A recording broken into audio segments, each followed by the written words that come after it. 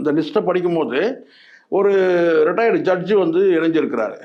நிறைய படிச்சிருக்கிறாரு அந்த ஜட்ஜி, நம்ம பார்த்தோம்.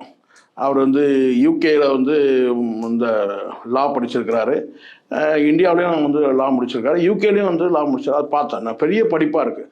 ஸோ இவ்வளோ படிச்சுட்டு வரவருக்கு வந்து கேட்டினா வந்து அவர் லிஸ்ட்டில் போடும்போது கேட்டினா முதல்ல அவரை போட்டிருக்கணும். அதுதான் பெருமையும் கூட.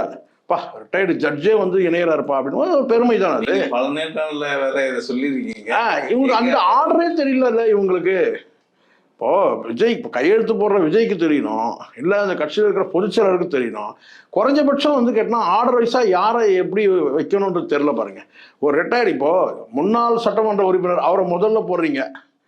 ஐஆர்எஸ் வந்து நீங்கள் ஒரு கொள்கை பர பொதுச்செயலர் போட்டீங்க, அது வேற. ஆனால் 1 2 3 4 5ன்னு போடும்போது முதல்ல யாரை போடணும்?